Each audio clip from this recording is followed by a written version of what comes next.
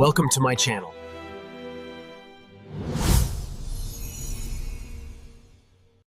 The wind that came howling down the Sutherland Mountains had a malice to it, a biting, wet cold that sought out the gaps in window frames and the holes in threadbare woolly jumpers. It was a day that encouraged hibernation, hot whiskey, and the absolute minimum of physical exertion. Police Constable Hamish Macbeth was fully embracing the spirit of the weather. He was currently seated in the warm, steamy kitchen of the Tommel Castle Hotel, nursing a mug of coffee that he had not paid for, and watching the frenetic preparations for the evening's festivities with the detached interest of a man watching a distant car crash. "You're in the way, Hamish," grumbled Mr. Johnson, the hotel manager, who was currently sweating through his suit. He was carrying a tray of fragile crystal flutes that rattled ominously with every step. "Do you not have crimes to solve? Sheep to dip? Anything?" "The crime rate in Lochdubh is currently 0, Hamish said, wrapping his long, red, chilblained fingers around the mug. He had a lanky, disjointed frame and a face that often looked deceptively vacant, topped by a mop of fiery red hair that refused to obey a comb. To the casual observer, he looked like a man who struggled to tie his own shoelaces. Inside, however, his mind was ticking over with a sharp, cynical intelligence that he took great pains to hide. "And if I go outside, I might be forced to answer the phone at the police station. It's been ringing for an hour, likely Blair screaming about paperwork." "Well, drink up and go," Johnson snapped. "He is arriving in 10 minutes. If he sees a policeman sitting in the kitchen smelling of wet dog, he'll write a review that will shut us down before the first canapé is served." Hamish sighed, his hazel eyes drifting to the window where the rain was lashing against the glass. He was Julian Vane. Lochdubh had survived Vikings, the clearances, and the terrifying reign of Mrs. Wellington, the minister's wife. But it was currently struggling to survive the arrival of Julian Vane. Vane was a London theatre critic turned reality television star, famous for his caustic wit, his velvet blazers, and his ability to reduce aspiring actors to tears on national television. For reasons that baffled Hamish, Vane had decided to sponsor a Highland charity ball in Lochdubh to rehabilitate his image after a minor scandal involving a paparazzi photographer and a thrown glass of champagne. "Why Lochdubh?" Hamish asked, fishing a slightly stale shortbread biscuit from a jar on the counter. "Why not Edinburgh?" "Authenticity," Johnson sneered, though the sneer was directed at the concept, not the money he was making. "He wants the savage beauty of the true north. Now out." Hamish slowly uncoiled his long legs and stood up, placing his peaked cap on his head. He looked down at his boots. He really should polish them. Or perhaps he would just wait for the mud to dry and flake off. He walked out through the service door, instantly hit by the gale. His small, nondescript dog, Lugs, a creature of indeterminate breed and low ambition, was waiting in the passenger seat of the police Land Rover. Lugs gave a small whine of sympathy as Hamish climbed in, the vehicle smelling strongly of old oil and wet fur. "I know, boy," Hamish muttered, starting the engine which coughed violently before catching. "But if we stay, Johnson will make us move tables." He drove slowly down the waterfront. The village of Lochdubh looked grey and huddled. Smoke rose from the chimneys of the cottages, snatched away instantly by the wind. Hamish had intended to go back to the police station, turn the heating up to tropical heat, and read a paperback western. But as he passed Patel's general store, he saw a commotion. A sleek silver Bentley, a car entirely unsuited for the single-track roads of the Highlands, was blocking the street. A man was standing next to it, gesturing wildly at the sheep that had decided the warm tarmac of the road was a perfect place to rest. It was Julian Vane. Hamish pulled the Land Rover up behind the Bentley and engaged the handbrake. He didn't get out immediately. He watched. Vane was a small man who dressed like he was tall. He wore a camel hair coat that cost more than Hamish earned in a year, and a silk scarf was whipped around his neck by the wind. He was screaming at the sheep. The sheep, being Highland sheep, were looking at him with utter indifference, chewing slowly. "Shoo! You woolly idiots! Move!" Vane shrieked. Hamish sighed, opened his door and left. He adjusted his belt, hitching up his trousers. "Is there a problem, sir?" Vane spun around. His face was tanned to a shade of orange that did not occur in nature, and his teeth were blindingly white. He looked Hamish up and down, taking in the frayed cuffs of the uniform and the slightly wild hair. "Finally!" Vane barked. "Officer, whatever you are, remove these beasts. I am Julian Vane. I am waiting at the Tommel Castle Hotel. This delay is unacceptable." "They are sheep, sir," Hamish said softly, his voice a slow Highland drawl. "They have the right of way. It's the law of the road up here." "I don't care about your peasant laws," Vane sneered. "I have a convoy of press arriving behind me. Shoot them if you have to." Hamish raised an eyebrow. "Shoot the press, sir? Tempting but illegal." "The sheep, you imbecile!" Vane shouted. At that moment, Mrs. Wellington, the formidable wife of the local minister, marched out of the post office. She was a woman who treated the village like her personal fiefdom. Usually she regarded Hamish as a lazy nuisance, but she had been reading about Julian Vane in the Daily Mail and was currently under the impression that he was a man of culture. "Mr. Vane!" she boomed, ignoring the sheep and stepping into a puddle. "Welcome to Lochdubh. I am Mrs. Wellington." "We are so honoured." Vane's expression flickered from rage to a practised oily charm. "Charmed, madam. Truly, if only the local wildlife," he gestured vaguely at Hamish, "was as welcoming as the ladies." Hamish felt a familiar irritation rising in his chest. It wasn't an insult. He was used to being called an idiot by DCI Blair. It was arrogance. The specific type of arrogance that English money often brought to the Highlands, the belief that the landscape and the people were merely a backdrop for their own drama. "I'll move them, sir," Hamish said. He whistled, a sharp, piercing sound. Lugs sat in the Land Rover and barked once. The sheep, recognizing the authority of a dog, even a small, lazy one, scrambled up and trotted off onto the grass verge. Vane didn't say thank you. He climbed back into his Bentley, revved the engine aggressively and sprayed mud over Hamish's trousers as he sped off toward the hotel. Mrs. Wellington stared after the car, starry-eyed. "Such presents," she sighed. "Tonight's ball will be magnificent, Hamish. Put on a clean shirt, for heaven's sake. You are providing security." "Am I?" Hamish muttered as the rain began to fall harder. "I thought I was just the wildlife." He watched the silver car disappear around the bend. He had a bad feeling in the pit of his stomach, and it wasn't just hunger. Julian Vane had been in the village for 5 minutes and had already kicked a sheep and insulted the police.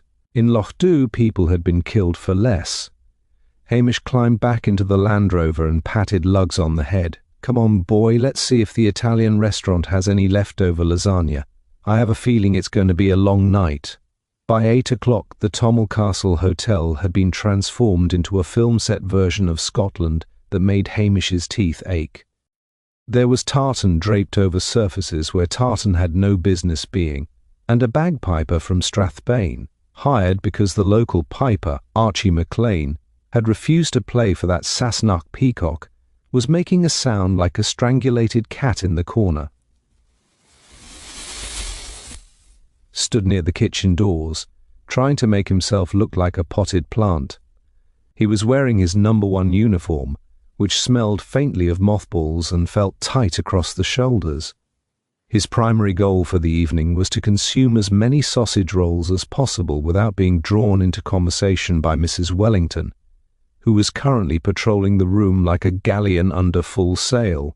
Julian Vane was the centre of the vortex. He had changed into a kilt that was too bright, worn with the pleats swinging dangerously high, and a velvet jacket that looked like it had been skinned from a sofa. He was already drunk, his voice cutting through the hum of conversation with the precision of a bandsaw. He was holding court near the fireplace, surrounded by a sycophantic group of London journalists and a few bewildered locals who were too polite to walk away. Hamish watched from the shadows as Vane snatched a glass of whiskey from a passing tray, took a sip, and spat it back onto the carpet. "Swill!" Vane roared, causing the room to fall into a terrified silence. "I asked for the 30-year-old malt, not this peat-flavoured disinfectant. Is there no one in this god-forsaken province who understands civilised drinking?" Mr. Johnson, the manager, looked ready to weep, but Hamish noticed a flicker of something else in the man's eyes. Pure, unadulterated hatred. It was a look mirrored on the face of Archie, the replacement piper, whom Vane had just referred to as a windbag in a skirt, and on the face of Rory, the local butcher, whose prize-winning venison sausages Vane had loudly declared fit only for dog food. Hamish noted these reactions, filing them away in the back of his mind alongside his mental grocery list. It seemed Julian Vane was working very hard to ensure that if he died, the list of suspects would include the entire population of Sutherland. The situation deteriorated further when Priscilla Halberton Smythe arrived. She looked cool, elegant, and hopelessly out of place in the gaudy room, wearing a simple black dress that probably cost more than the hotel itself. Hamish felt the familiar, painful lurch in his chest that he always felt when he saw her. He straightened up, sucking in his stomach and brushing a crumb from his lapel, but Vane saw her first. The critic practically leaped across the room, grabbing Priscilla's hand and kissing it with a wet, sloppy enthusiasm that made Hamish's knuckles turn white. "A rose in the wilderness!" Vane shouted, his eyes roving over her in a way that made Hamish take a step forward, his hand drifting instinctively toward his baton. "Finally, someone with breeding. Come, my dear, sit with me. I must tell you how dreadfully boring these peasants are." Priscilla, to her credit, extracted her hand with the grace of a diplomat handling a live grenade. "I'm afraid I promised the first dance to Constable Macbeth," she said smoothly, flashing a brief, apologetic smile toward the corner where Hamish was lurking. Vane turned, his eyes narrowing as he recognized the policeman he had insulted earlier. "Him?" Vane sneered, his lip curling. "The village idiot in the costume. Good God, woman, have some standards." The room went very quiet. Hamish didn't move. He just stared at Vane with his large, calm hazel eyes, his expression unreadable. "I wouldn't dance with me either, sir," Hamish drawled, the heavy silence amplifying his voice. "I have 2 left feet, and I'm currently guarding the sausage rolls." There was a scatter of nervous laughter from the locals, but Vane turned a shade of purple that clashed horribly with his jacket. "I am going to prepare for my speech," he hissed, throwing his glass into the fireplace where it shattered dramatically. "When I return, I expect fresh whiskey, a better audience, and this clown removed from the premises." He stormed out of the ballroom toward the small private study that had been set aside as his dressing room. The heavy oak door slammed shut with a finality that made the windows rattle. The party resumed, though the atmosphere was now thick with tension. Hamish took the opportunity to finally secure a warm sausage roll, but the food turned to ash in his mouth. He checked his watch. Vane had been gone 20 minutes. The speech was scheduled for 9. At 9:15, Mr. Johnson approached Hamish, wringing his hands, his face pale. "He's not answering the knock, Hamish. The press are getting restless." Can you just check?" Hamish sighed, wiping crumbs from his chin. "Right. I'll go to wake His Majesty." He walked across the room, feeling the eyes of the village on his back. He knocked on the oak door. "Mr. Vane, your public awaits." Silence. Hamish tried the handle. Locked. He knocked harder. "Mr. Vane?" Still nothing. A cold prickle of intuition, sharper than the winter wind outside, ran down his spine. He knelt down, putting his eye to the keyhole, but the key was in the lock from the other side. "I'm coming in," he announced to the wood. He took a step back and kicked the door near the lock. It was a sturdy door, but Hamish, despite his lanky frame, possessed a surprising amount of leverage in his long legs. On the second kick, the wood splintered, and the door swung open. Hamish stepped inside, and his sigh was one of profound weariness. The room was dim, lit only by the glowing embers of a small fire. Julian Vane was indeed there, He was sitting in the high-backed leather armchair facing the desk, his head lolled back as if he were taking a nap. But he wasn't napping. The great Highland bagpipes, the set Vane had insisted on buying as a prop for his speech, were lying on the floor, but the chanter, the long wooden pipe used for playing the melody, was missing. Hamish walked around the desk. Vane's eyes were wide open, staring up at the ceiling with an expression of utter surprise. Protruding from his chest, pinned neatly through the velvet of his expensive jacket, was the missing chanter. It had been sharpened to a point, but what made the scene truly bizarre, and what made Hamish groan aloud at the sheer amount of paperwork this was going to generate, was the fact that Vane's mouth had been stuffed full of the very haggis he had mocked earlier that evening. "Well," Hamish said to the empty room, scratching his red hair, "that's certainly one way to silence a critic. He didn't touch anything. He just stood there for a moment, listening to the muffled sound of laughter from the ballroom, knowing that his quiet life, and his hopes for a peaceful Christmas, had just ended as abruptly as Julian Vane's career. He turned to the door, his face setting into a mask of professional boredom. He had to call Blair. The nightmare was just beginning. Hamish closed the splintered door of the study gently, leaning his back against the wood as if his lanky frame alone could hold back the tide of chaos that was about to break. Mr. Johnson was hovering just a few feet away, his face a mask of frantic hopefulness, clearly praying that Hamish was about to say Vane had simply fainted, or perhaps choked on a particularly dry piece of oatcake. Is he ready?" Johnson squeaked, wringing his hands until the knuckles cracked. "He is ready for the undertaker, Mr. Johnson," Hamish said, his voice flat and devoid of drama. "He has been murdered. You had better stop the band, and for heaven's sake don't let anyone leave. If Mrs. Wellington finds out before the detectives get here, she'll have the crime scene tidied up with a dustpan and brush." Johnson turned the colour of old porridge and slumped against the wall. Leaving the manager to his hyperventilation, Hamish walked to the reception desk, lifted the heavy black telephone and dialed the number for Strathbane headquarters. He waited through 4 rings, staring at a festive wreath of holly that looked increasingly like a funeral garland. When the dispatcher finally answered, Hamish relayed the facts with a brevity that bordered on negligence. "Dead body, Tommelcastle Hotel, yes, suspicious. No, it wasn't a heart attack unless his heart was located in the path of a sharpened bagpipe chanter. Send Blair." He hung up before they could ask him to fill out a preliminary form by phone. The next hour was an exercise in painful endurance. Hamish returned to the corridor outside the study, stationing himself like a guard dog, arms crossed, eyes half closed. He could hear the murmur of the crowd in the ballroom shifting from festive chatter to confused buzzing as the music stopped and the news began to leak out, seeping through the cracks like the damp Highland air. He used the time not to panic but to think. The door had been locked from the inside. The key was still in the lock. That meant the killer hadn't left that way. Hamish's eyes drifted to the study window at the far end of the room, visible through the cracked door. The heavy velvet curtains were twitching slightly.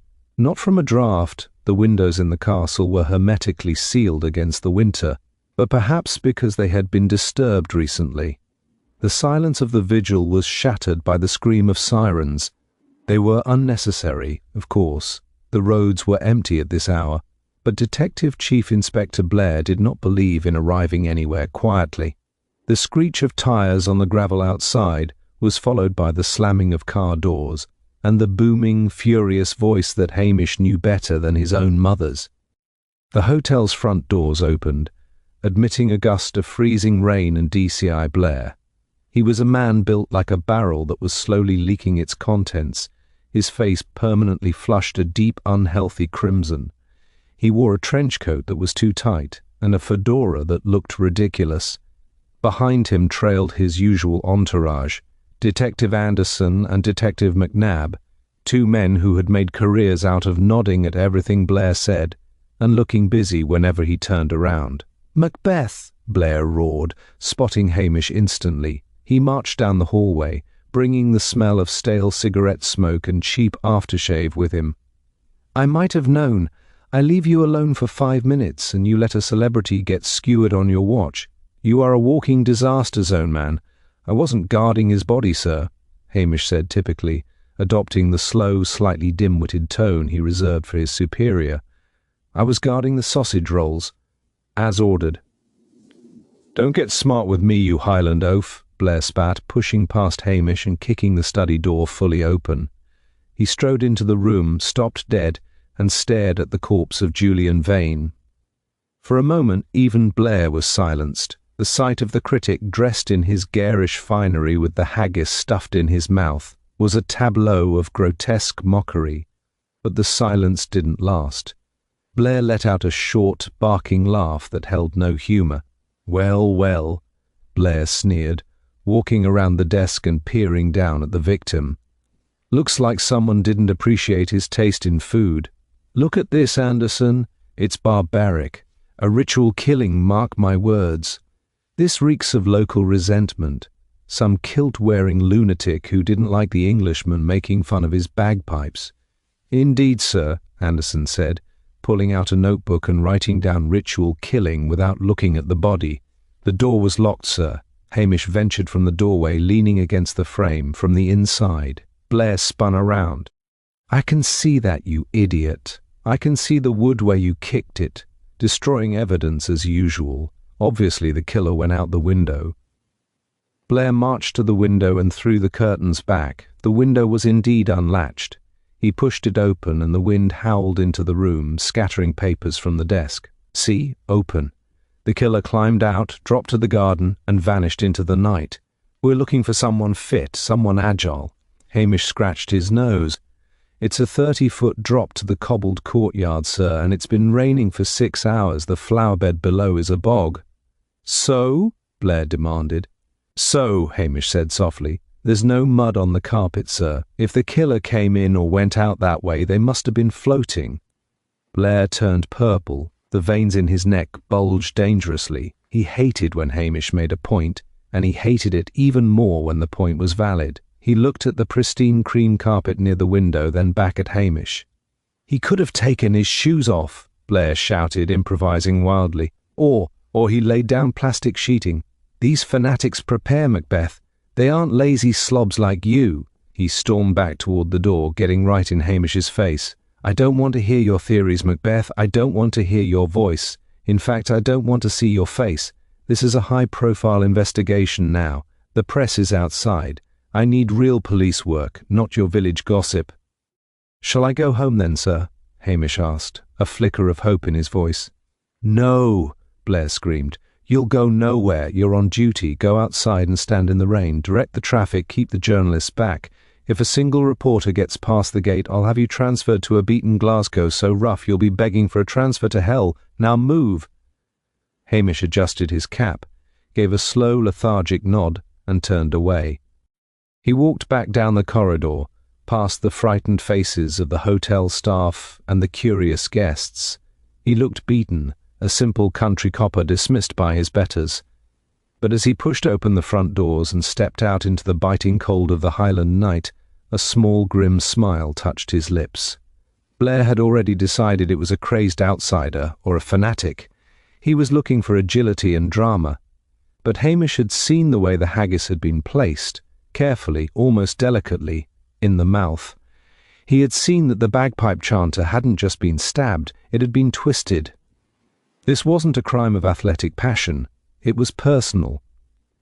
And while Blair was shouting at shadows, Hamish intended to find out exactly who in Lochdubh hated Julian Vane enough to serve him his last meal in such a literal fashion.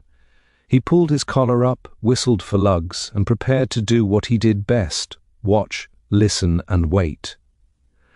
The rain did not just fall in Lochdubh, it attacked. It swept in from the Atlantic in horizontal sheets, driven by a wind that felt personal in its cruelty. Hamish stood by the front gates of the Tommel Castle Hotel, water streaming off the rim of his peaked cap and trickling down the back of his neck. His high-visibility jacket, a garment he loathed with a passion, flapped violently around him like a captured bird. True to his word, DCI Blair had exiled him to the perimeter. Within 20 minutes, the first of the press vans arrived. their headlights cutting through the gloom. They were from the tabloids in Glasgow and Inverness, hungry for a story that combined celebrity, murder, and the romantic backdrop of a castle. Hamish, adopting the posture of a scarecrow that had given up on life, waved them vaguely toward a sodden field that was usually reserved for overflow parking during the Highland Games. He watched with a grim sense of satisfaction as the heavy vans churned the mud and sank slowly up to their axles. By the time the reporters realized they were stuck, Hamish had already turned his back, effectively rendering himself deaf to their shouts for assistance. "Security duty complete," he muttered to the wet darkness. He did not remain at the gate. Hamish Macbeth had not solved dozens of murders by standing where he was told. He whistled low for Lugs, who materialized from the bushes like a small, damp ghost, and together they circled the perimeter of the hotel. Instead of the main entrance where Blair's men were now swarming, Hamish headed for the kitchen door. It was unlocked, and he slipped inside, instantly enveloped in a cloud of steam that smelled of roasting venison and panic. The kitchen was a chaotic scene of shouting chefs and terrified waitstaff.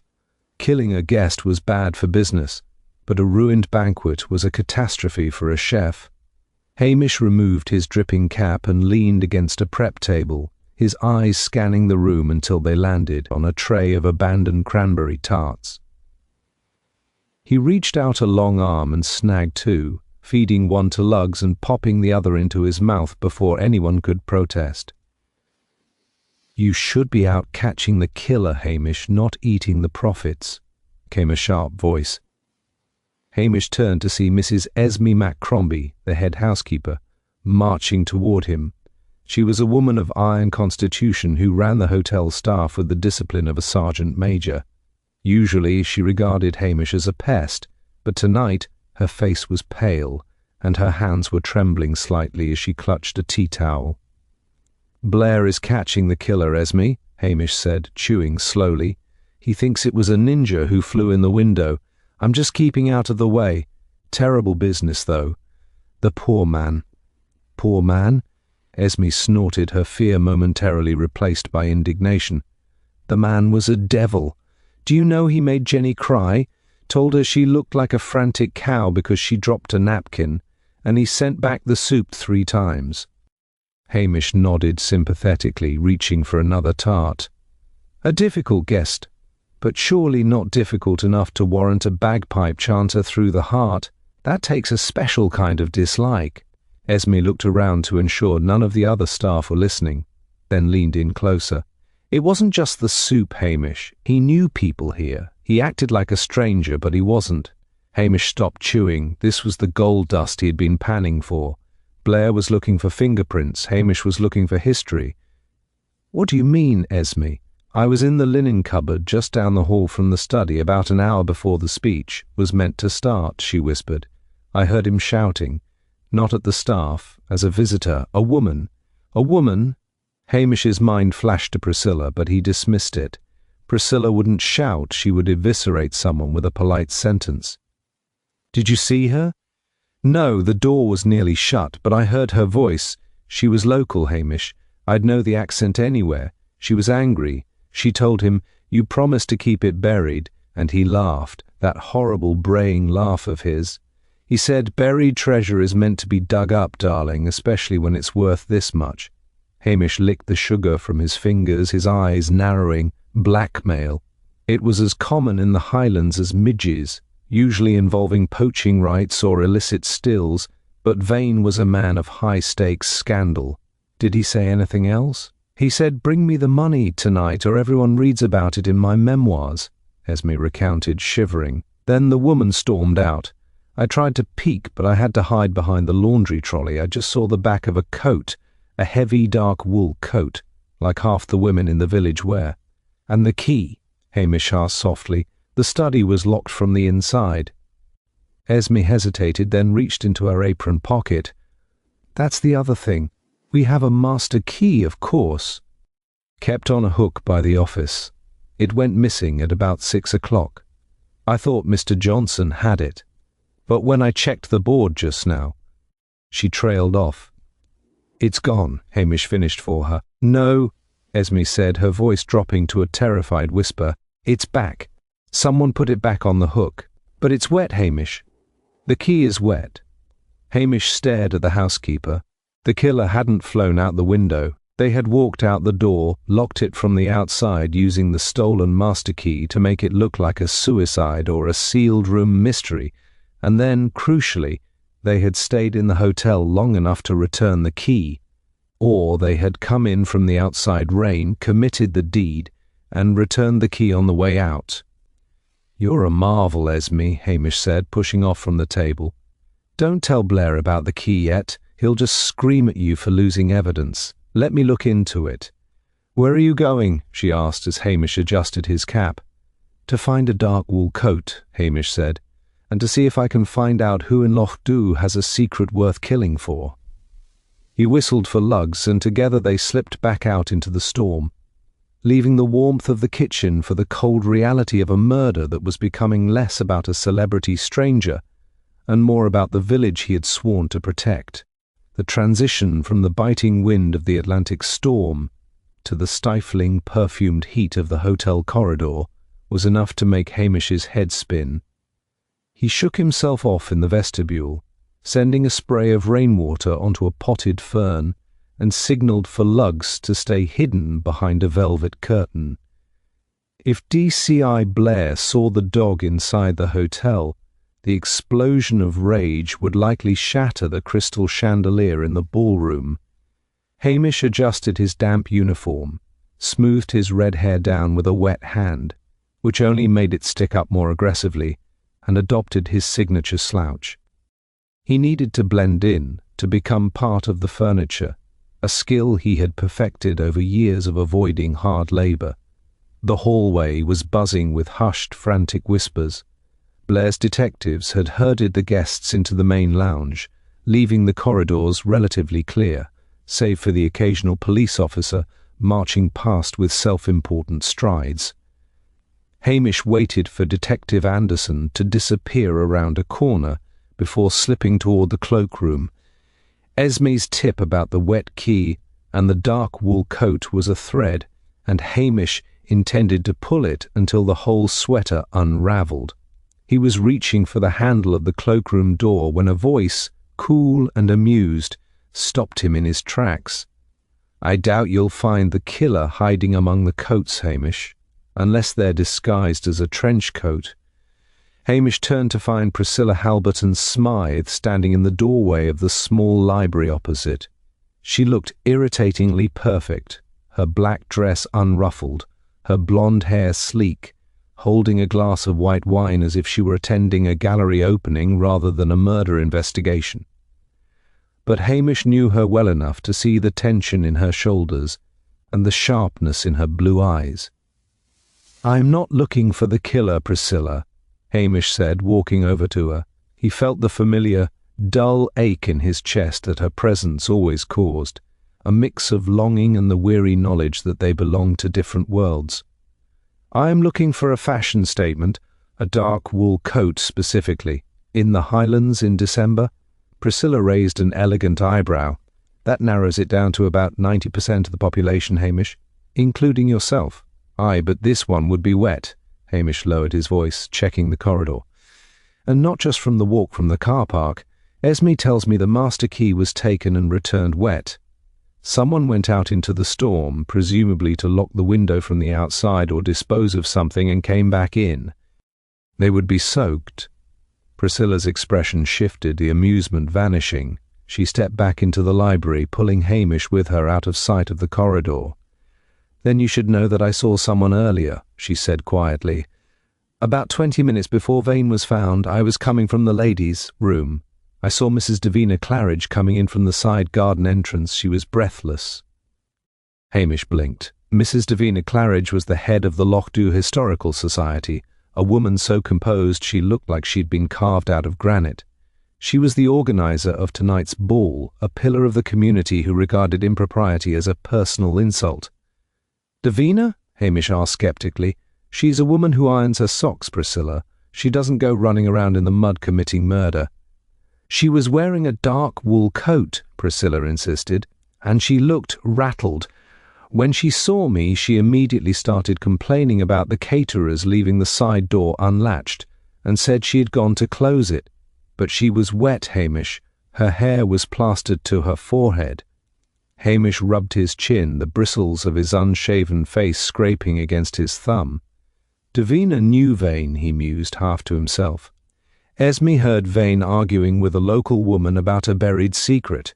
Davina is the historian. If anyone knows where the bodies are buried, metaphorically speaking, it's her. You think Vane found something in the local archives? Priscilla asked. He was sniffing around the village for days before the ball. It's possible, Hamish said, but why kill him? Unless the secret wasn't about history, but about her. He sighed, yearning for a cup of tea and a fire. I need to check that coat. If it's Davina's and it's soaked through, she has some explaining to do. Can you get me into the cloakroom without Blair's goons noticing? Priscilla smiled, a genuine, conspiring smile that made Hamish's knees feel slightly weak. I can do better than that. I can create a diversion. Blair is currently in the lounge bullying the vicar. I'll go in and demand to know why we're being held hostage. I believe I can be quite loud when I want to be. You? Loud? Hamish grinned. I'd pay to see that. Go, she whispered, giving him a gentle push toward the hall. Check the coats. I'll give you 5 minutes. She swept out of the library and headed toward the lounge. Moments later, Hamish heard the distinct, authoritative tone of a Halbert and Smythe demanding answers, followed by the spluttering indignation of DCI Blair. Seizing the moment, Hamish slipped into the cloakroom. It was a small, narrow space, smelling of damp wool and expensive perfume. Rows of coats hung like silent sentinels. Hamish moved quickly, his long fingers brushing over the fabrics. Dry, dry, damp, dry. He reached the section marked with heavy brass numbers corresponding to the VIP guests. There, hanging slightly apart from the others, was a heavy navy blue wool coat. It was dripping. A puddle had formed on the wooden floor beneath it. Hamish checked the label inside the collar. D. Claridge. He reached into the pocket. It was a procedural breach that would have given Blair an aneurysm, but Hamish didn't care. His fingers closed around something cold and hard. He pulled it out. It was a small, ornate silver flask. He unscrewed the cap and sniffed. It wasn't whiskey, it smelled of paraffin. Hamish frowned, staring at the object in the dim light. Paraffin? Why would a respectable historian carry paraffin to a ball, unless she intended to burn something? He shoved the flask back into the pocket and wiped his hands on his trousers. The narrative was shifting. Vane hadn't just been blackmailed, he had been threatened with something far more destructive than words. Hamish slipped out of the cloakroom, his mind racing.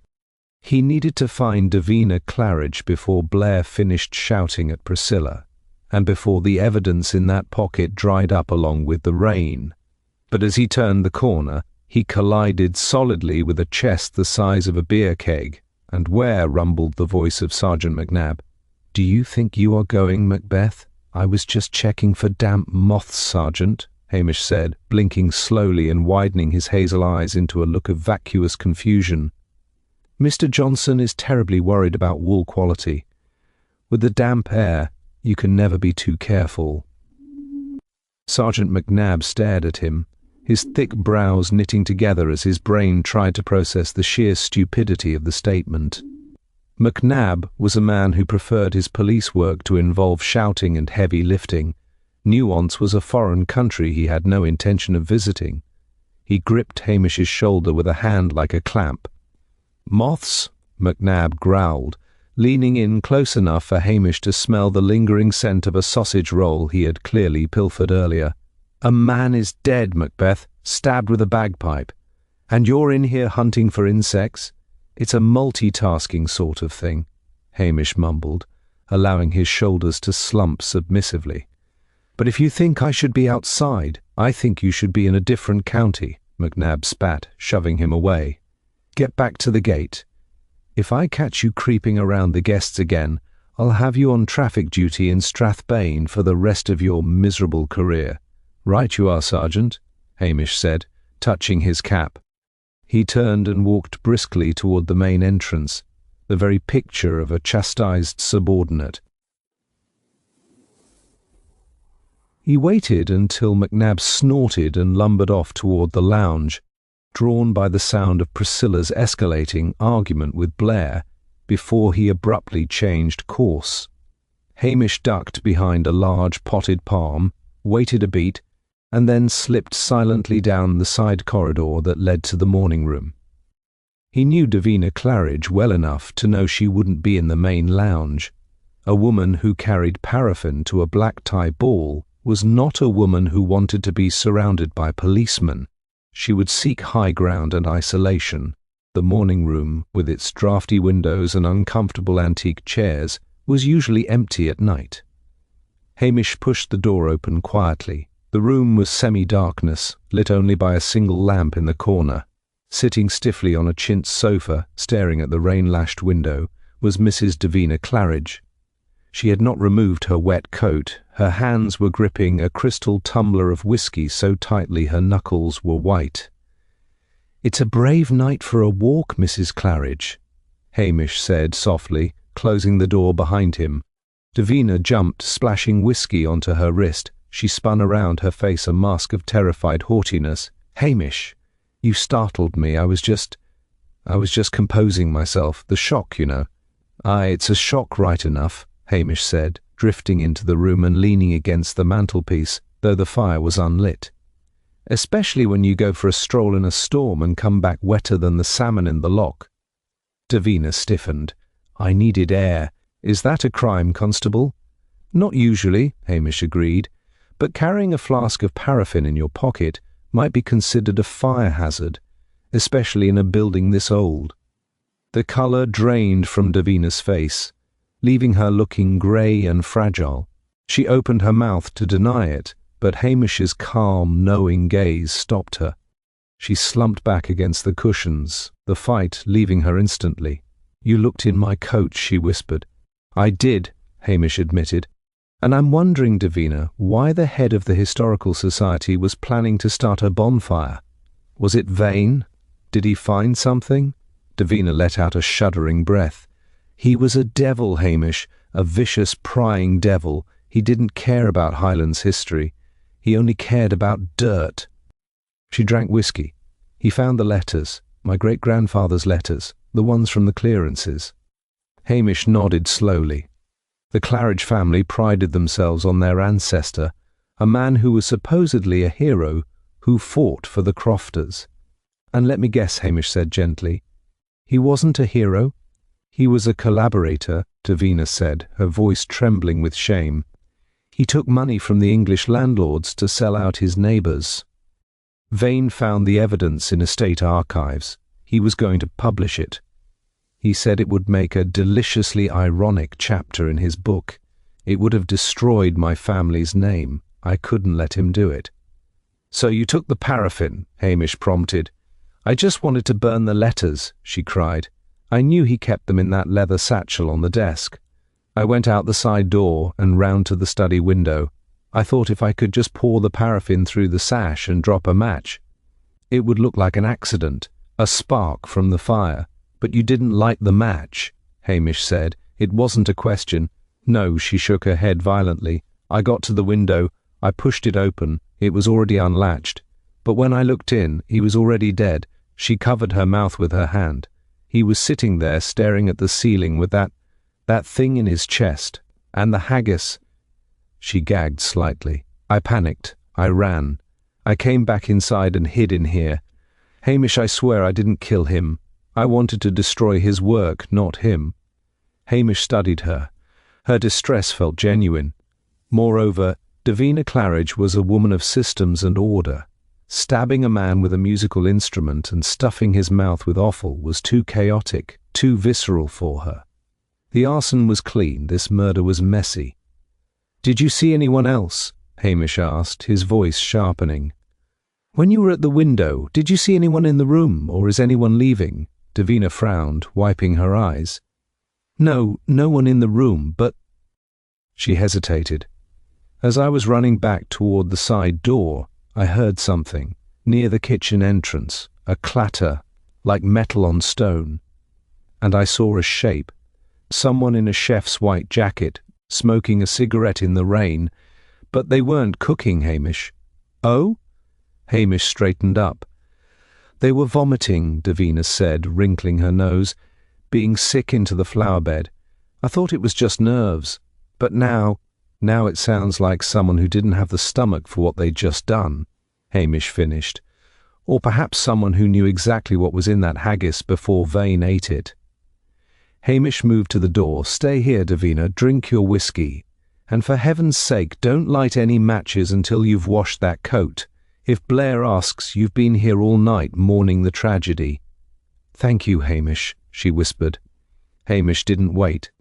He slipped back into the corridor. The paraffin was a dead end for the murder, but it had cleared the fog. Vane hadn't just been killed, he had been punished. And if Davina was right about the sick figure by the kitchen, the killer was close. Hamish's stomach gave a hopeful rumble. Perhaps a trip to the kitchen was justified for reasons other than theft. He needed to find a chef with a weak stomach and a guilty conscience. The kitchen of the Tommel Castle Hotel was usually a place of organized militaristic violence, presided over by head chef Jean-Pierre. In reality, a man named Jock MacSween from the rougher end of Glasgow, who had adopted a French accent because he believed it justified charging an extra £10 for soup. Tonight, however, the violence had drained away, leaving only a stagnant, fearful silence that hung in the air alongside the smell of burnt sugar and congealing fat. Hamish pushed through the swing doors, lugs trotting silently at his heels.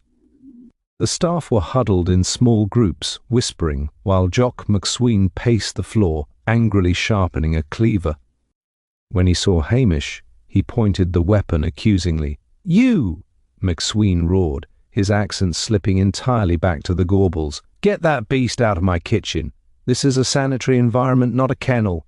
The beast is a police dog currently sniffing for evidence, Jock." Hamish lied smoothly, bending down to inspect a tray of untouched petit fours. He palmed a chocolate ganache while Jock was distracted by the oscillating sound of a police siren outside. "And I'm here to investigate a lead. I'm looking for the lad who was out in the garden about half an hour ago, the one who lost his dinner in the rhododendrons." The kitchen went deadly quiet. The sous chefs looked at their shoes. The dishwasher suddenly found a spot on a plate that required intense scrubbing. Jock stopped pacing. His eyes darted toward the walk-in larder at the back of the room. It was a subtle glance, barely a flicker, but to Hamish, who had spent years reading the microscopic twitches of guilty poachers, it was as good as a neon sign pointing the way. "In the larder, is he?" Hamish asked, already moving past the angry chef. "Leave him be, Macbeth," Jock growled, stepping into Hamish's path.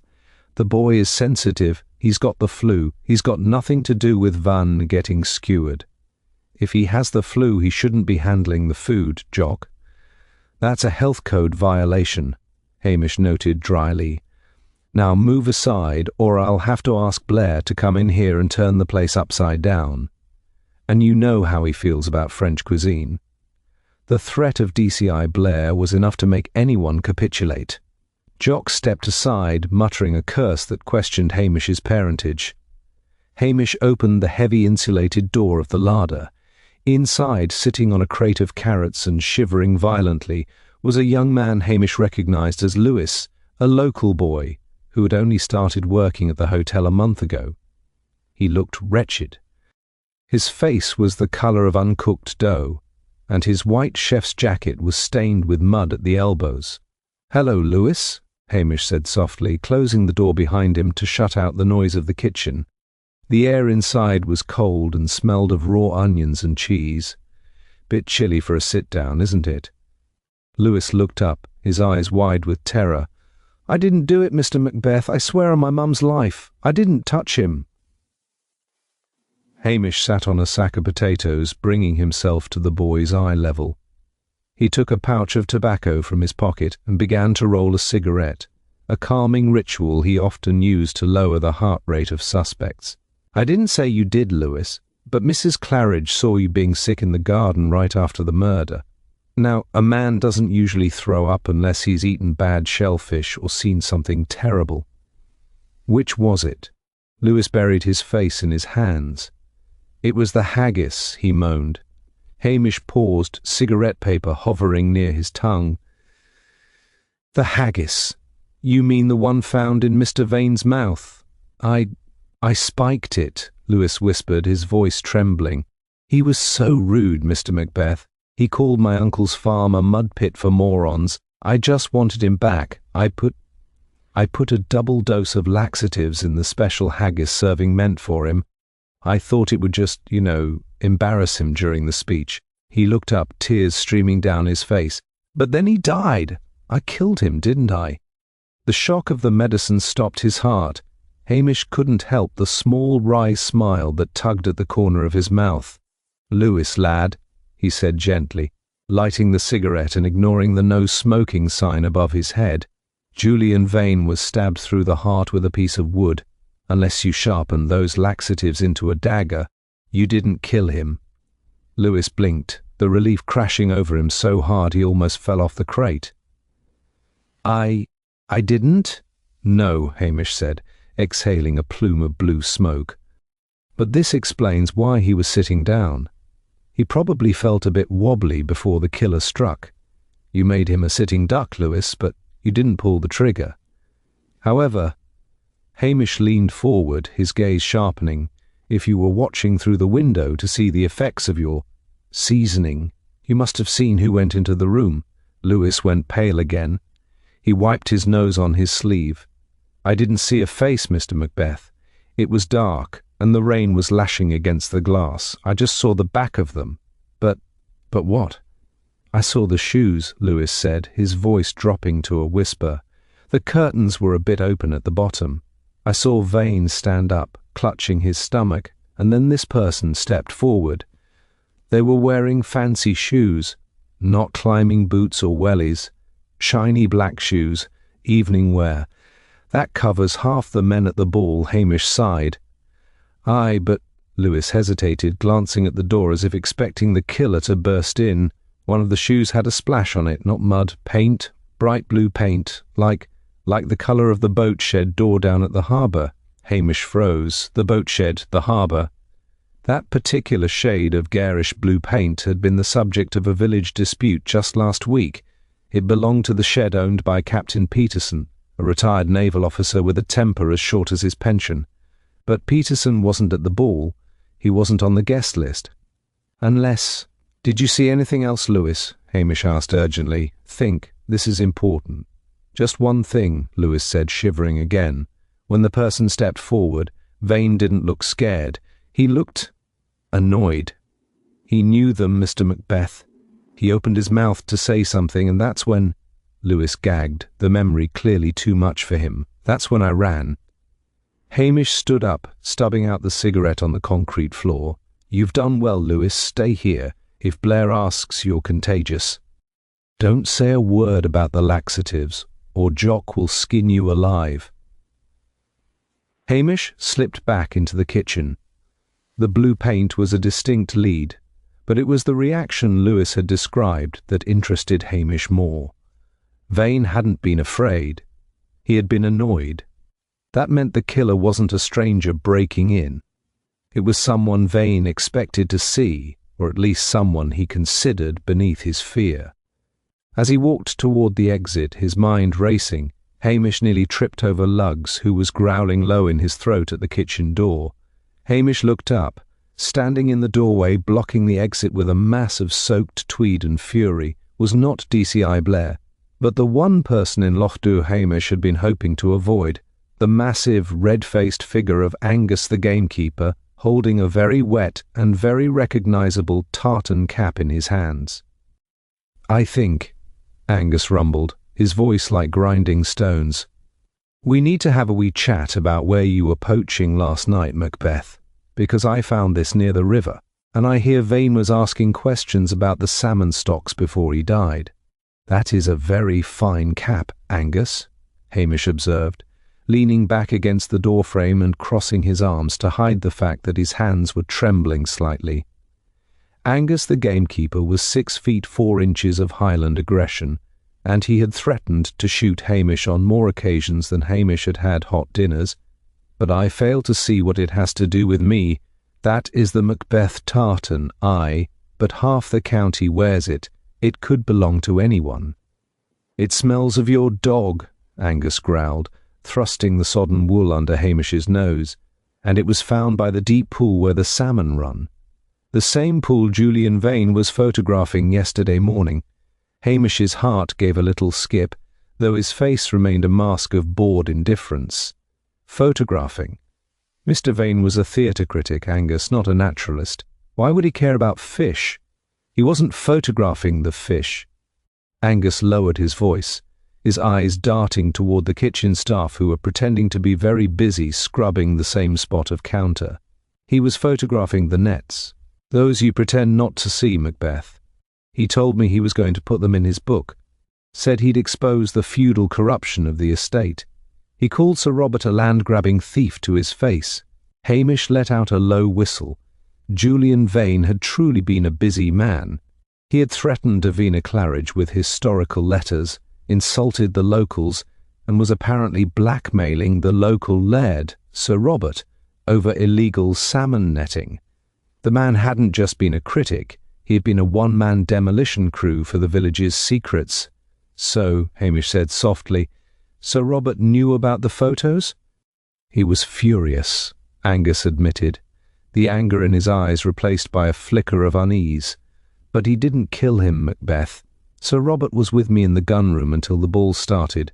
I'm sure he was, Hamish said, pushing off the door frame, and I'm sure you swear it in court. Now, Angus, if you hand me that cap, I'll forget I saw you threatening a police officer in a commercial kitchen. If Blair walks in, he won't ask about poaching, he'll just arrest the biggest man in the room for intimidation. Angus hesitated, weighing the pleasure of throttling Hamish against the inconvenience of a police cell. With a grunt of disgust, he shoved the cap into Hamish's chest. Keep your dog away from the river, Macbeth. Next time I won't be asking. Angus stormed out into the rain, leaving the kitchen door swinging. Hamish stuffed the wet cap into his pocket, his mind racing. The web was tightening.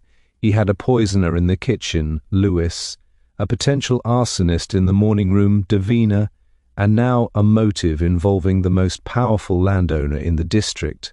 But none of that explained the blue paint on the shoe. Hamish left the kitchen and made his way back to the ballroom. The atmosphere had shifted from shocked silence to a sort of morbid cocktail party. The police had locked the doors, and the guests, realizing they were trapped, had decided to drink the hotel dry. DCI Blair was currently standing on a chair in the center of the room, shouting at the bandleader, while Detective Anderson took notes. Hamish skirted the edge of the room, his eyes fixed on the floor. He needed to find a pair of shiny black evening shoes with a smudge of cerulean blue. It was a needle in a haystack, but Hamish had the advantage of being invisible. To the wealthy guests, he was just part of the scenery, a rustic prop in a uniform. He drifted past the punch bowl, past Mrs. Wellington, who was loudly theorizing that the killer was a foreign agent, and toward a group of men standing near the patio doors. Among them was Sir Robert, the laird of the estate. He was a tall, silver-haired man who usually projected an air of effortless authority. Tonight, however, he looked strained. He was drinking whiskey quickly, his eyes darting around the room. Hamish dropped his baton. It clattered loudly on the wooden floor. Oops, butterfingers, Hamish muttered. He knelt to retrieve it, taking his time. From this vantage point he had a perfect view of Sir Robert's feet. Laird was wearing expensive patent leather dress shoes, polished to a mirror shine. Hamish squinted. There, on the instep of the right shoe, just above the sole, was a streak. It wasn't mud. It was a vibrant, cheerful blue, the exact shade of Captain Peterson's boat shed door. Hamish stood up, dusting his knees. Sir Robert despised him. Do try to maintain some dignity, Constable. You look like a darker version of a court jester. Sorry, Sir Robert, Hamish said, adopting his most vacant expression. Just checking the floorboards. Dry rot, you know. It spreads like gossip. He paused, leaning in slightly. Speaking of rot, Angus tells me Mr. Vane was very interested in the river, specifically the nets. Sir Robert froze. Glass stopped halfway to his mouth. Vane was a pest, Macbeth. A city boy who didn't understand how the Highlands work. He poked his nose where it didn't belong. Aye, Hamish agreed pleasantly, and it seems he got it cut off. Tell me, Sir Robert, have you been down to the harbour lately? Perhaps near Captain Peterson's shed? Laird's eyes narrowed, cold and sharp as flint. I have not. I have been preparing for this wretched ball all day. Why? Oh, no reason, Hamish said, tapping his nose. Just that your shoe has a lovely bit of blue paint on it. And since the captain painted his shed that colour only yesterday, and the paint takes 2 days to dry in this weather, well, it makes a man wonder. Sir Robert stared at Hamish. The contempt was still there, but beneath it something flickered. Fear or calculation? You are mistaken, Constable, Sir Robert hissed, his voice low enough that the nearby guests couldn't hear. And if you repeat such nonsense to that idiot Blair, I will have your badge. Do you understand? Loud and clear, sir, Hamish said, touching his peak. Loud and clear. He backed away, retreating into the crowd. Sir Robert was lying. He had been at the boat shed, but was he the killer? Lewis had said the killer looked annoyed, not scared, and Vane had looked annoyed in return. Vane and Sir Robert were enemies. If Sir Robert walked into the study, Vane wouldn't have just been annoyed. He would have been wary. Unless... Hamish stopped dead in the middle of the room, causing a waiter to swerve to avoid him. Unless the blue paint wasn't from breaking into the shed. Unless the shed was where the weapon came from. Captain Peterson was a collector of antique weaponry. He had a whole wall of swords and daggers in that shed. And, Hamish recalled with a jolt, he also had a set of bagpipes that he had been repairing. Hamish needed to get to that shed, but he couldn't leave the hotel. The doors were guarded by Blair's men. He looked around, his eyes landing on the open window in the corridor, the one the killer was supposed to have used. Blair had closed it, but he hadn't locked it. Hamish checked the room. Blair was busy screaming at the DJ. Anderson was flirting with a bridesmaid. It was now or never. Hamish slipped into the corridor, opened the window, and swung his long legs over the sill. He dropped into the dark, wet flower bed below, landing in the mud with a soft squelch. He was free. Now he just had to solve the murder before he caught pneumonia. The window drop was not elegant. Hamish landed in the flower bed with a wet, sucking thud that sounded disconcertingly like the noise a plunger makes in a blocked drain. He remained on his hands and knees for a moment, the freezing rain instantly soaking through the back of his uniform, cursing the dramatic architecture of Scottish castles and the gardening choices of Mrs. Esme Macrombie. The rhododendrons, he noted grimly, were particularly thorny this year. He scrambled out of the mud, lugs appearing silently at his side like a damp shadow. The dog gave a sneeze that sounded suspiciously judgmental. Not a word, Hamish whispered, wiping a compost smudge from his cheek. We are on official police business, or we will be once I stop looking like a swamp creature.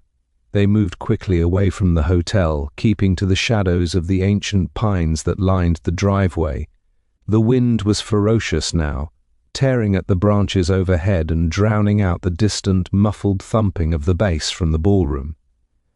Hamish didn't head for the main road. Instead, he took the sheep trail that wound down the cliffside toward the harbour. It was a treacherous path in daylight, let alone in a pitch-black storm, but Hamish could walk it blindfolded. He knew every loose stone and rabbit hole, knowledge acquired from years of avoiding tourists who wanted directions. The harbour was a desolate place at night. The fishing boats bobbed violently on the black water, their rigging clinking like ghostly wind chimes.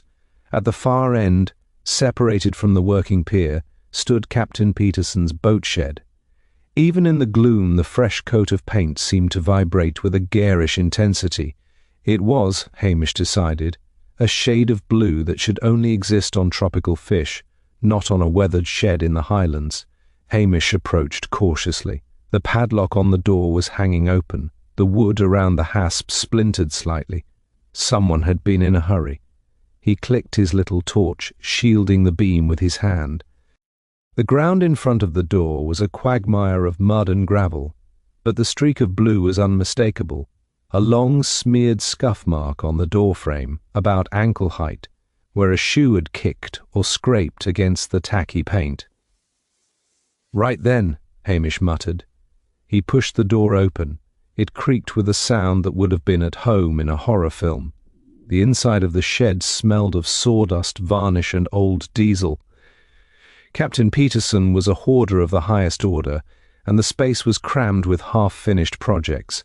But Hamish's beam cut straight to the workbench at the back. Above it, on a rack usually reserved for Peterson's collection of antique weaponry, was a conspicuous gap. The dust outline was clear, a long, slender shape, a chanter, and not just any chanter. Hamish recalled Peterson bragging about a Jacobite war pipe he had acquired, made of iron-hard blackwood with a silver sole, a heavy, brutal instrument. But it was what lay on the floor that made Hamish pause. Lying in the sawdust near an overturned stool was a silver hip flask. Hamish took it with the edge of his sleeve. It was engraved with the clan crest of the Sutherlands, Sir Robert's family. He unscrewed the top. It was empty, but the smell of high-quality peaty single malt was still potent. So Sir Robert had been here. He had likely come to hide, to drink, and to nurse his anger at Vane. He had sat on the stool, kicked the doorframe on his way in or out, and dropped his flask in a drunken stupor.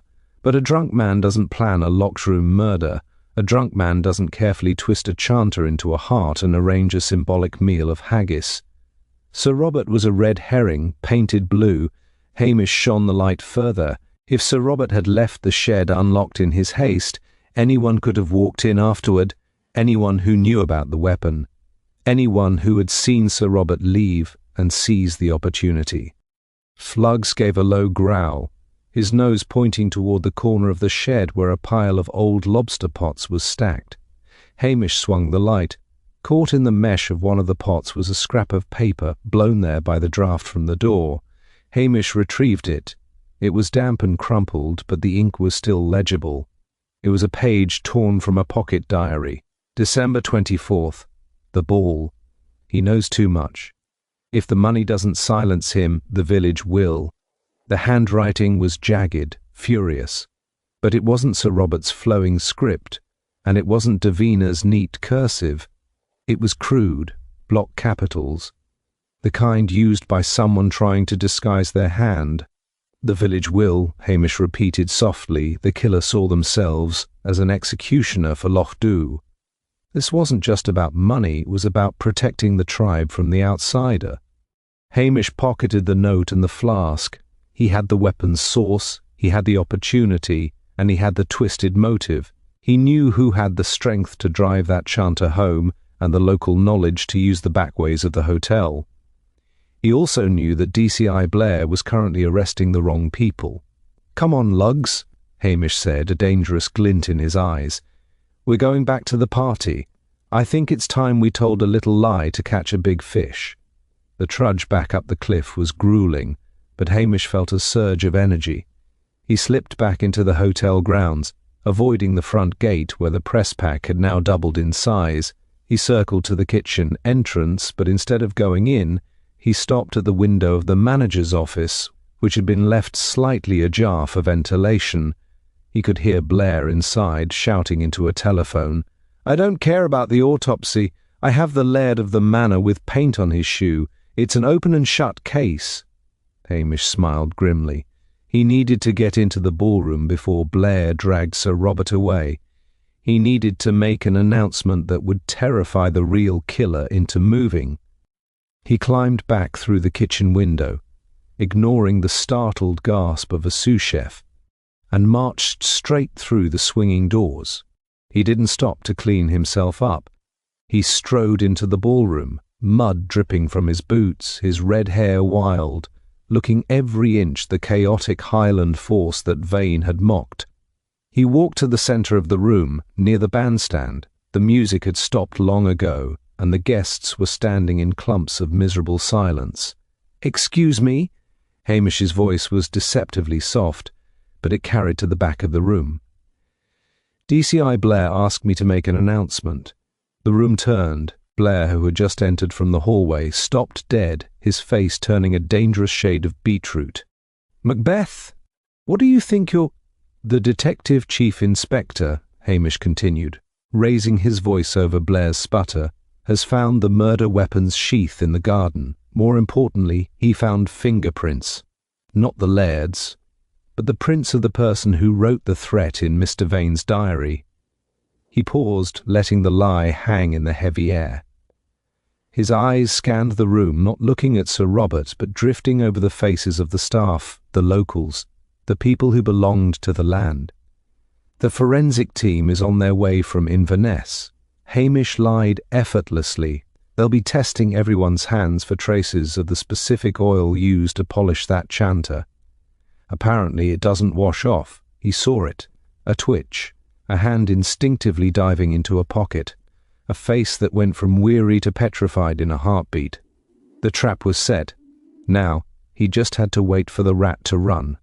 The silence that followed Hamish's announcement was absolute, a heavy, suffocating blanket that smothered the murmurs of the guests and the clinking of glasses. For 10 seconds, the only sound in the ballroom was the drumming of the rain against the tall windows and the wheezing breath of DCI Blair, who was vibrating with a rage so intense it threatened to pop the buttons of his trench coat. You insubordinate a little," Blair spluttered, marching across the floor, his finger jabbed out like a bayonet. "There is no forensic team coming from Inverness. I am the forensic team, I am the investigation, and I have my man."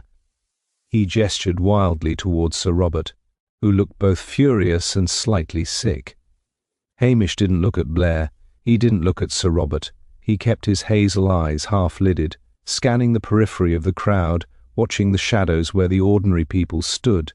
The staff, the locals, the ones who blended into the tartan wallpaper. He saw the confusion on most faces, the fear on others, and he saw movement. Standing near the service door, half hidden behind a towering display of thistles, was Archie MacLean. The piper was a man of granite, usually as unshakable as the mountains he walked, but now he looked like a trapped animal. His face was grey, drained of blood, and his eyes were fixed on his own hands. He was rubbing his right thumb against his forefinger, a frantic, compulsive motion, as if trying to erase a stain that only he could see. "Macbeth, are you listening to me?" Blair roared, grabbing Hamish by the shoulder and spinning him around. "I am placing you under arrest for obstruction of justice. You are finished. Done." "Aye, sir, I'm sure I am," Hamish said mildly, his body going limp in Blair's grip, making him harder to hold. "But before you cuff me, you might want to ask yourself why the piper is running away." "The piper?" Blair blinked, momentarily distracted. He glanced toward the service door just in time to see the tail end of Archie's kilt disappearing into the corridor. "Who cares about the musician? He's probably going for a smoke. With hands that shake like that." Hamish shook his head. "He thinks the oil is real, sir. He's going to try to flush it. And when he realizes he can't, he's going to run into the hills. And you'll be the man who let him go because you were too busy shouting at a constable." Blair hesitated. It was only a split second, the pause of a bully weighing up his odds, but it was enough.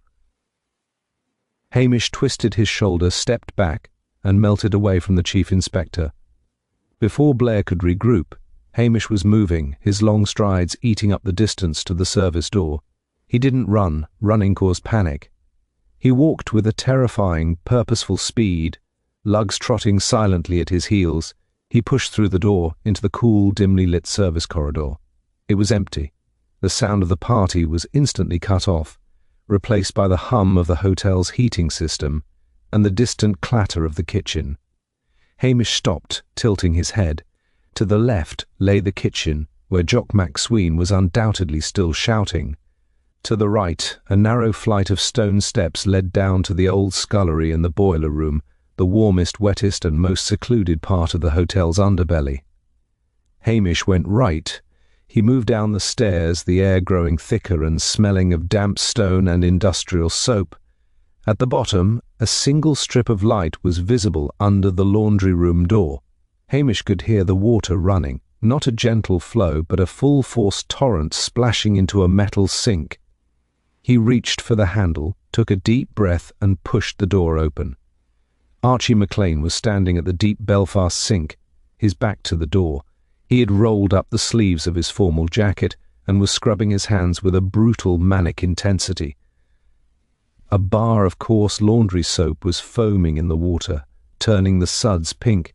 He was scrubbing so hard that Hamish could see the raw red skin of his knuckles even from the doorway.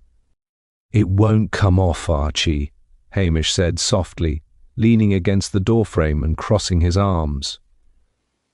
Archie froze. The water kept rushing into the sink. He didn't turn around. His shoulders, broad and powerful, shoulders developed from years of carrying the great Highland pipes, heaved with shallow, ragged breaths. "There is no oil," Hamish continued, his voice devoid of judgment. "I made it up, just like I made up the forensics team. But you didn't know that. You just knew you touched the chanter. You knew you'd twisted it into his chest." Archie turned the tap off. The sudden silence in the room was deafening, broken only by the drip of water from his elbows. He turned slowly. He looked old. The defiance that usually defined him, the pride of the piper, was gone, replaced by a hollow, devastating exhaustion.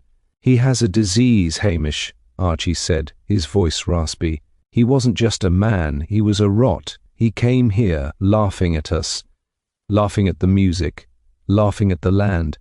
He was a rude little man with too much money," Hamish corrected gently. "But that's not a capital offence, Archie. If we killed every rude tourist, the population of Scotland would be 0 by August. It wasn't just the insults," Archie snapped, his eyes flashing with a sudden desperate anger. "It was the book. He told me, Hamish. He cornered me in the bar yesterday. He said he was going to write that the piping tradition was a joke, a noise for savages. He said he'd make sure no one took Lochdubh seriously again. He was going to kill the spirit of the place. I couldn't let him. The village needs its pride." "So you became the executioner?" Hamish asked, entering the room. "You wrote that note?" "The village will?" "I am the village," Archie whispered, staring at his raw hands. "I've played for every wedding, every funeral, every birth in Lochdubh for 40 years. I carry the history." He was going to mock the dead, Hamish. I silenced the noise. "And you used the chanter," Hamish noted, glancing at Archie's strong hands. "Fitting.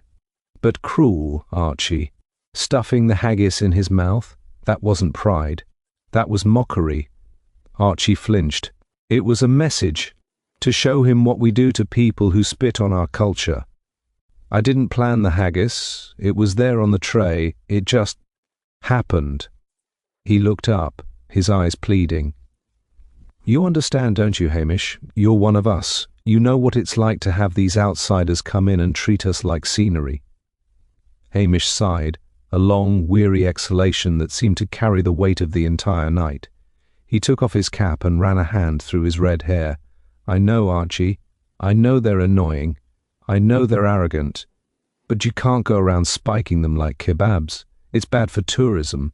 And it's murder." Archie slumped against the sink. "I can't go to prison, Hamish. I'll die in there without the hills." "You should have thought of that before you went into the study," Hamish said sadly. He reached for the handcuffs at his belt. "Turn around, Archie." But Archie didn't turn around. His eyes darted to the corner of the room where a heavy iron poker lay next to the old coal boiler. The desperation was back in his face, harder and sharper than before. He was a cornered stag, and Hamish Macbeth had made the mistake of entering the den alone. "I'm sorry, Hamish," Archie said, his voice tightening, "but I'm not going in a cage." He lunged for the poker. Archie moved with terrifying speed for a man of his size, his hand closing around the cold iron of the poker before Hamish could unsnap the leather case of his handcuffs. The piper spun around, the metal bar hissing through the damp air like a claymore, aimed squarely at Hamish's head. Hamish didn't try to block it. Blocking a blow from a man who spent his weekends tossing cabs was a good way to get a broken arm. Instead, he threw himself backward, his boots skidding on the wet tile floor. The poker slammed into the wooden door frame where Hamish's head had been a second earlier, splintering the wood with a violence that sent chips flying into the corridor. "Don't be daft, Archie!" Hamish shouted, scrambling to regain his footing as he backed into a row of industrial shelving stacked with bleach and detergent. "Bashing my brains in won't save the village. It'll just make a mess for Esme to clean up. I have to go, Hamish," Archie roared, his eyes wild and unseeing. He wrenched the poker free and advanced, blocking the exit. "I'm not dying in a cell. I'm going to the hills." He swung again, a low, sweeping arc meant to take Hamish out at the knees. Hamish jumped, an ungainly vertical hop that looked ridiculous but saved his shins. He landed awkwardly, his elbow knocking a large plastic container of fabric softener off the shelf. The bottle hit the floor and burst open, sending a slick, lavender-scented wave of blue liquid across the tiles between them. Archie stepped forward to deliver the finishing blow, his boot landing squarely in the puddle of softener. Friction, which had been the only thing keeping the heavy man upright, instantly abandoned him. His legs shot out from under him with almost comedic speed. He crashed to the floor, poker clattering from his hand and sliding under a washing machine. The wind knocked out of him with a sound like a deflating bagpipe. Archie lay there, stunned, staring up at the fluorescent strip light flickering above. Hamish didn't hesitate. He was on top of the piper in a second, pinning Archie's arms behind his back. It was like trying to wrestle a bear, but the fall had taken the fight out of the older man. Hamish clicked the handcuffs shut, the metallic ratchet sound echoing finality in the small room. "Stay down, Archie," Hamish panted, his chest heaving. "Unless you want to slip again and break a hip, the fabric softener is treacherous stuff." Luggs, who had watched the entire altercation from the safety of the corridor, now trotted in, sniffed the lavender puddle with disdain, and gave Archie's ear a sympathetic lick. Archie let out a long, shuddering sob, his forehead resting against the cold, wet tiles. "It's over," Archie whispered, his voice broken. "The shame, Hamish, the shame. The shame was in the killing, not the catching," Hamish said quietly, hauling the heavy man into a sitting position but keeping a firm grip on his arm. "Now, listen to me. Blair is going to come through that door in about 2 minutes. If he finds out I solved this while he was shouting at the wrong man, he'll make my life hell. He'll recommend me for a commendation, and I'll be transferred to a desk job in Glasgow before the week is out." Archie looked up, confused through his misery. "What? You didn't fight me," Hamish said urgently, his eyes boring into Archie's. "You heard Blair's voice. You heard the authority of the detective chief inspector, and you knew the game was up. You surrendered because you were terrified of him. Do you understand?" Archie blinked, a slow dawning of understanding crossing his face. Even in his despair, the absurdity of Hamish's career preservation tactics seemed to penetrate. "You want me to say, I surrendered to that blowhard? If you want me to be the one bringing you cigarettes in the holding cell instead of McNab, aye," Hamish said. At that moment the sound of heavy footsteps thundered down the stone stairs. "Macbeth!" Blair's voice boomed, bouncing off the concrete walls. "Where are you, you little weasel? If you've let that piper escape, I'll have your badge."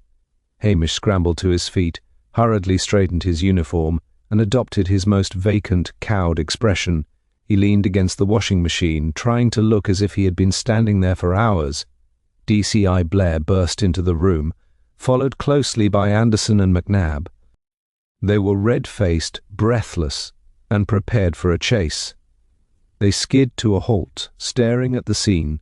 Archie McLean, the strongest man in Lochdubh, sitting meekly on the floor in handcuffs, smelling of lavender, while Hamish Macbeth stood lazily nearby, checking his fingernails. What is this?" Blair stammered, looking between the prisoner and the constable. "He's all yours, sir," Hamish drawled, gesturing to Archie. "I found him down here trying to wash his hands. I told him you were coming down the stairs, sir, and he just collapsed.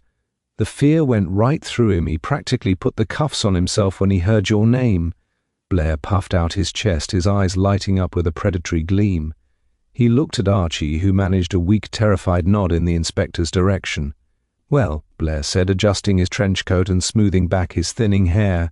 "Naturally, the criminal mind is cowardly by nature. He knew he couldn't outrun the intellect of Strathbane's CID. Good work, Macbeth, for standing there and not letting him walk past you." "I did my best, sir," Hamish said humbly, "but it was your announcement upstairs that broke him. Very psychological." "Yes, it was, wasn't it?"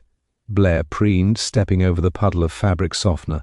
"Anderson McNab, get this man up, read him his rights, and charge him with Julian Vane's murder, and get that bagpipe chanter recovered from wherever he hid it." As the detectives hauled Archie to his feet, the piper looked back at Hamish one last time. There was no anger in his eyes now, only a sad resignation and a silent thanks for the dignity of the lie. Hamish watched them drag him out, the heavy boots scuffing on the stairs. "Right," Blair said, turning to Hamish with a sneer. "Don't think this excuses your insubordination upstairs, Macbeth. Making up stories about forensics. You're lucky it worked. Now go clean yourself. You look like you've been rolling in a pigsty. I have a press conference to give." "Aye, sir," Hamish said. "I'll just be heading back to the station then, to write up the report." "You do that," Blair dismissed him, turning to follow his prize, "and make sure you spell my name right this time." Hamish waited until the heavy door swung shut. The laundry room was quiet again, save for the dripping tap.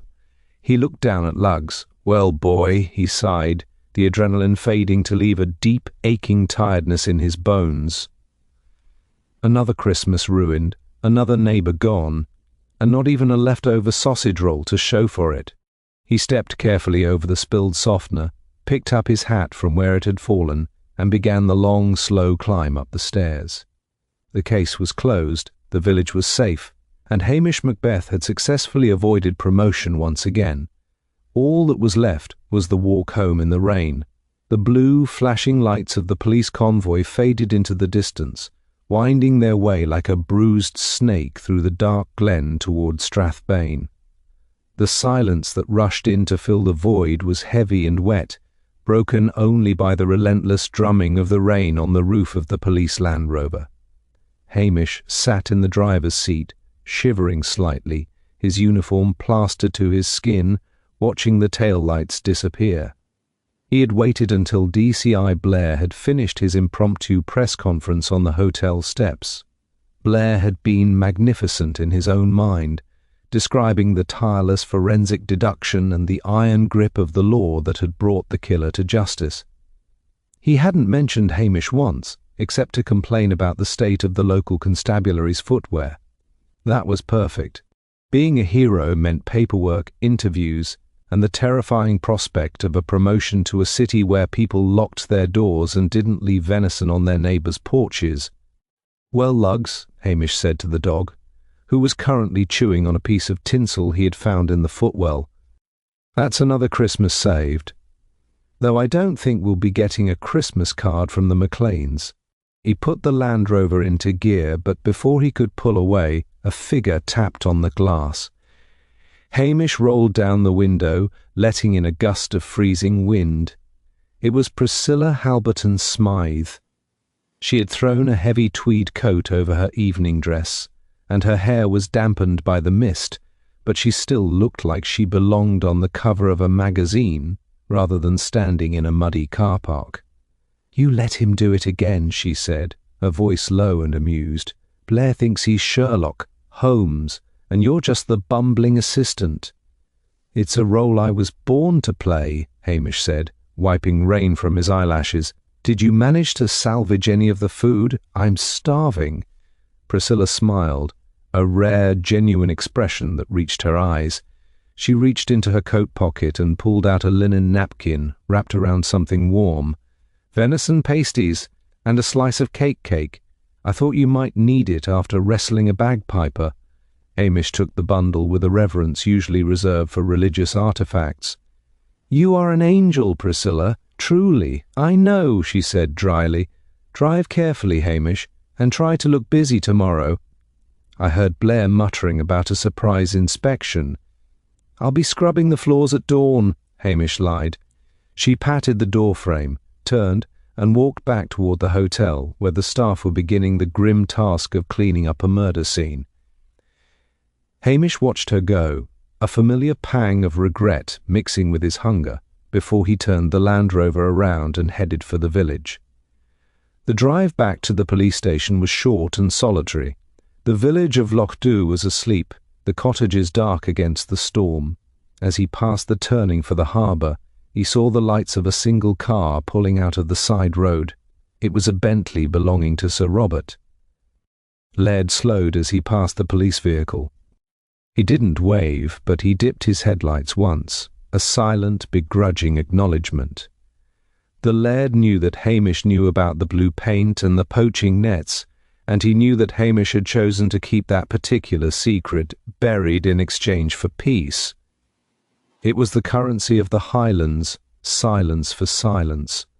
Hamish parked the Land Rover in front of the small police station, which was also his home. He groaned as he climbed out, his muscles stiff from the cold and the fight in the laundry room. Inside, the station was freezing. The fire had gone out hours ago, leaving the air smelling of cold ash and damp stone. "Right," Hamish muttered, kicking the door shut behind him. "Priorities." He didn't take off his wet uniform immediately. First, he went to the small pot-bellied stove in the kitchen. He crumpled up the official police report forms he had been meaning to fill out all week.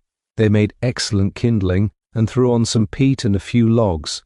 Within minutes, a roar of orange flame was licking up the chimney, pushing the damp chill back into the corners. Only then did Hamish strip off the sodden blue uniform, leaving it in a heap on the floor that would have given Mrs. Macrombie a heart attack. He pulled on his old, moth-eaten sweater and a pair of corduroys that were more patch than fabric. He filled the kettle and set it on the stove, then sat down in his armchair, unwrapping Priscilla's pasties. Luggs sat at his feet, looking up with expectant, soulful eyes. Hamish broke off a generous piece of the pastry and tossed it to him. "To Archie," Hamish whispered, raising the rest of the pasty in a toast to the empty room. It was a tragedy, really. Archie MacLean wasn't a bad man. He was a proud man. A man who loved his village and his music so much that he couldn't bear to see it mocked by a stranger who saw only a commodity.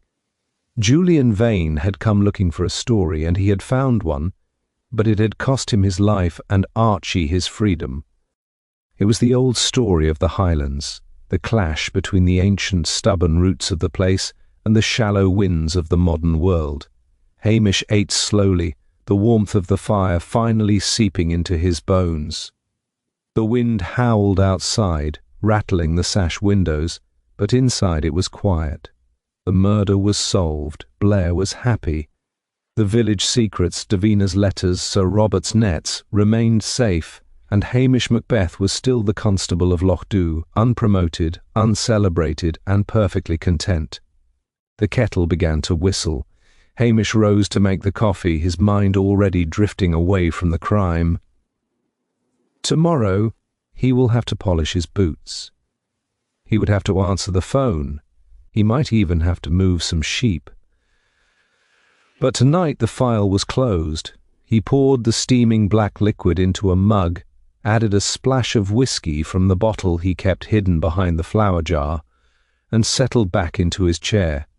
He closed his eyes, listening to the crackle of the peat. Within moments, the smartest detective in the Highlands was fast asleep.